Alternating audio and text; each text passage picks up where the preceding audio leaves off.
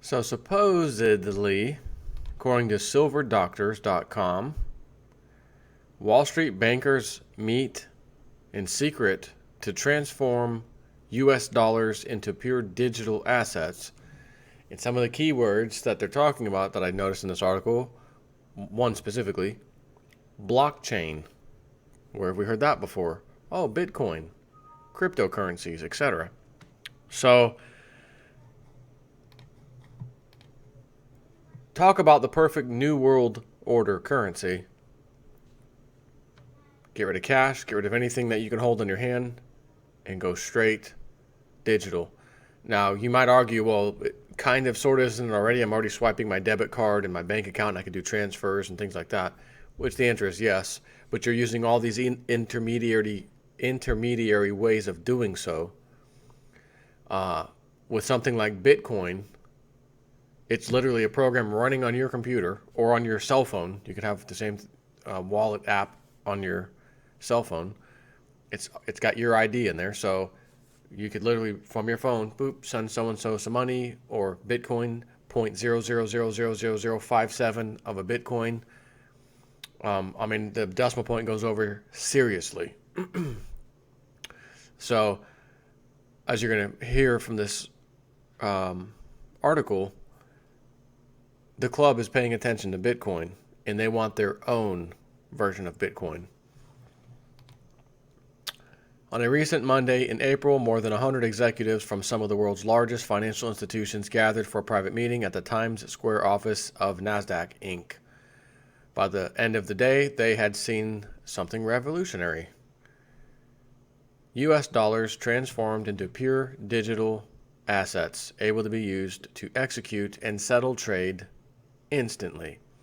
This is from Michael Snyder at the economiccollapseblog.com. Which again is just being posted at Sober Doctors.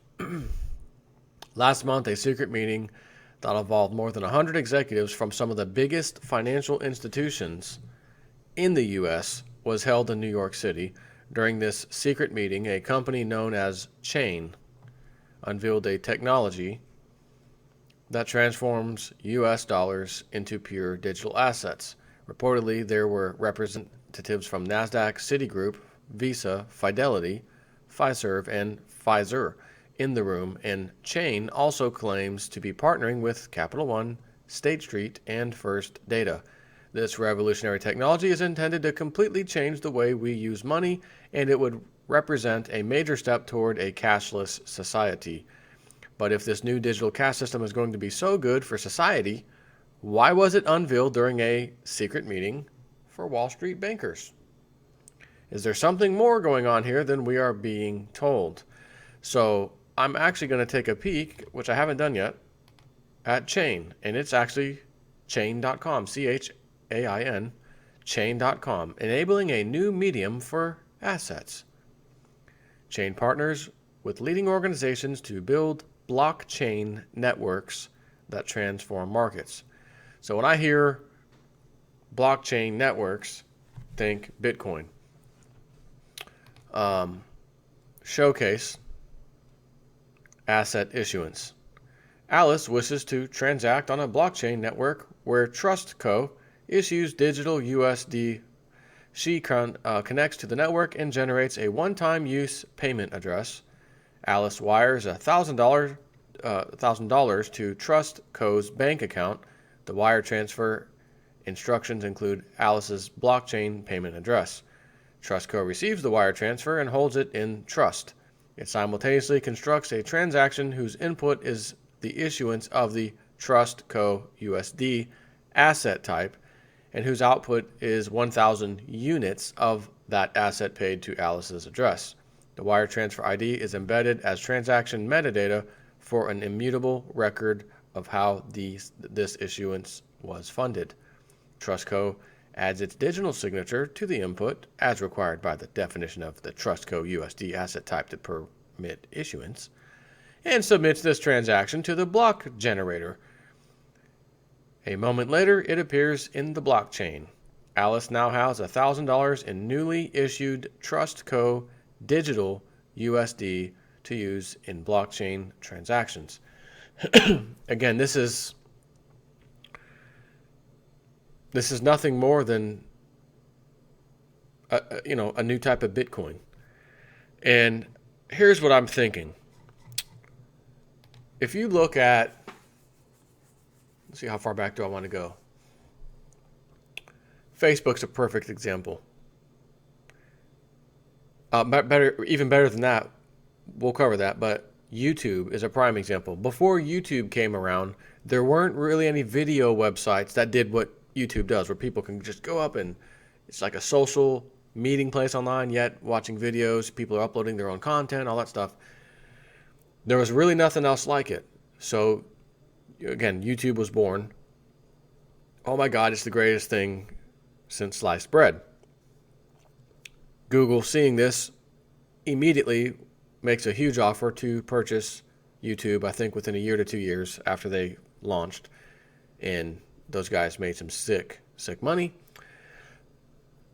But after YouTube came along, then you have other sites, Live Leak and wherever else. You pick your poison, right? There is no other video site on the face of the earth that has the market share or user base that YouTube has. Why? Because it was the first of its kind. It brought in all the people. Then all these little offshoots of different versions of that come out. People do go to them, but nowhere nearly as much as YouTube.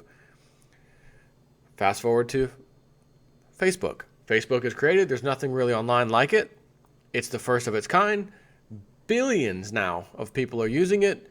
Certainly other sites have come up to try to compete with Facebook, but again, you can't even hold a candle to it. It's so far, everything else out there that compared to Facebook that's like Facebook is not even close.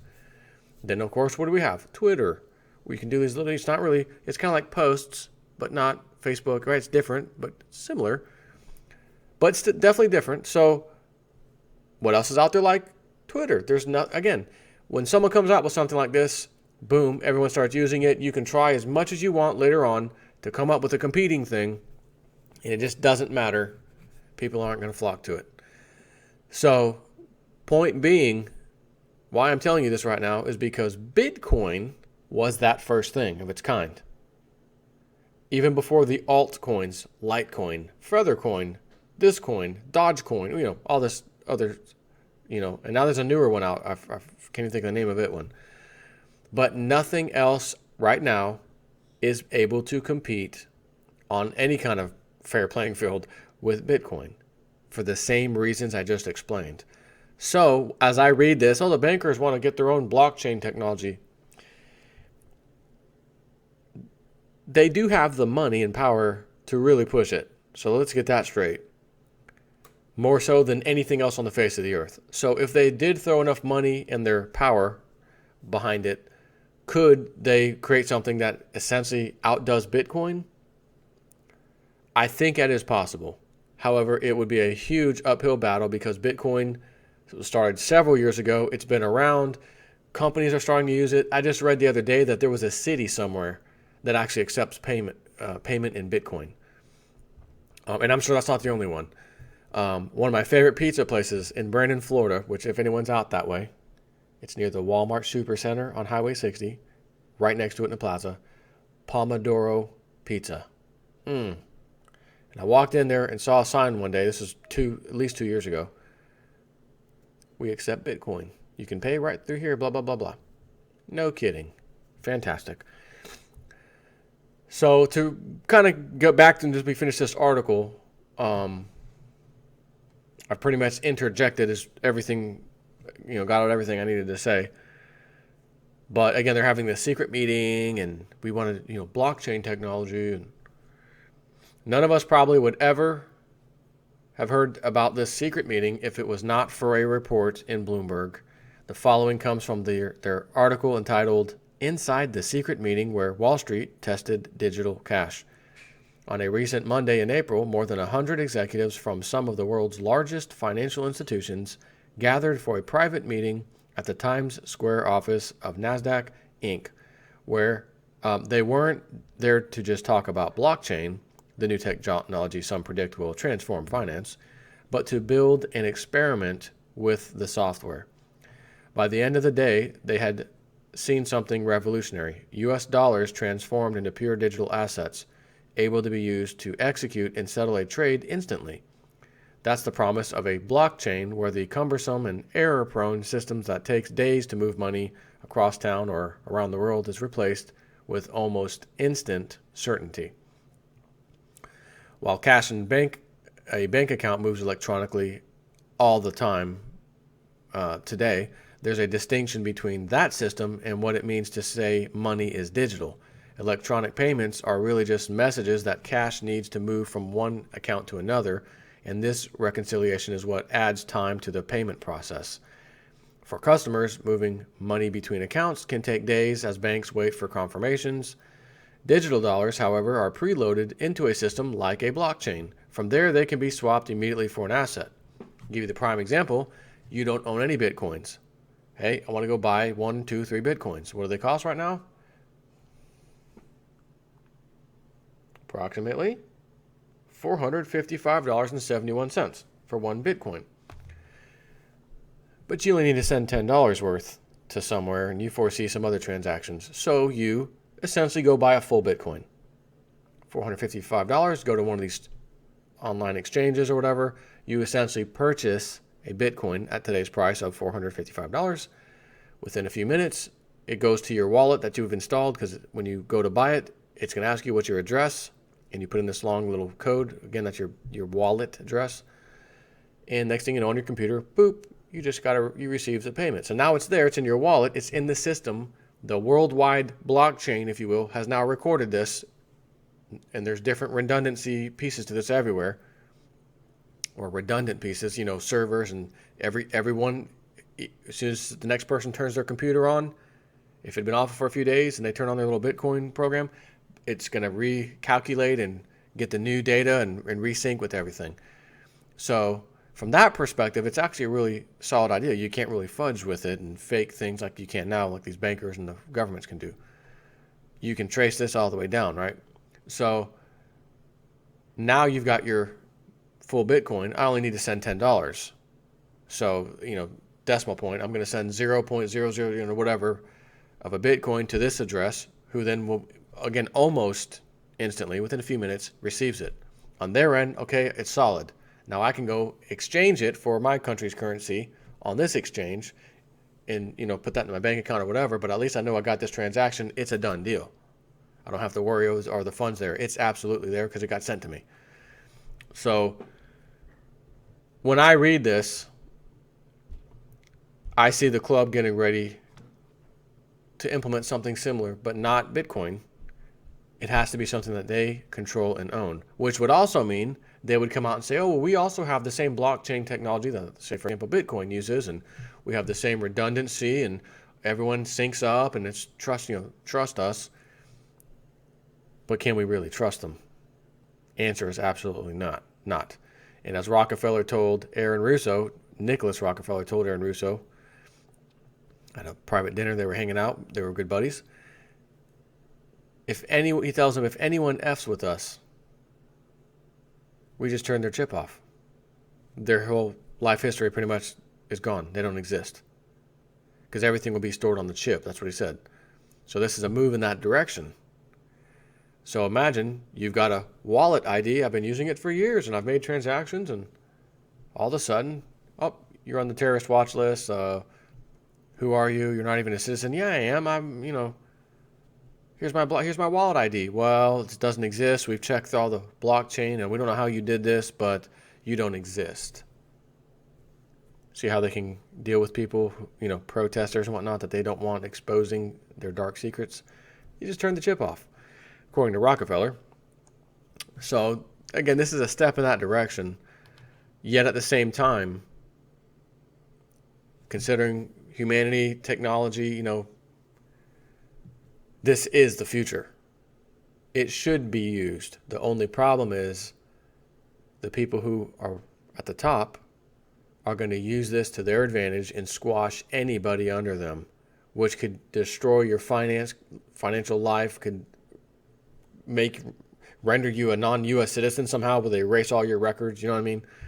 If they had that chip system that Rockefeller's talking about. But, again, it's like something good comes, and then there's always a way to use it for terrible purposes. How do you win? How do we finally get past this crap and just use stuff for the good? Like, can't we just use stuff for the purpose it was intended on, in the first place? Anyways, want to share that with you. The banksters are meeting in private, talking about blockchain technology that they want to create. And Chain.com is going to be one of the main, developer of this. All I can say is I hope Bitcoin stands out as those other examples I gave you with YouTube and Facebook and all that, and no one really wants to get on board with it and are going to say, well, Bitcoin's kind of already out there and is already being used all over the world. You guys are a day late and a dollar short. Matter of fact, since it's leveraged, you guys are a day late and $10,000 short. Take care.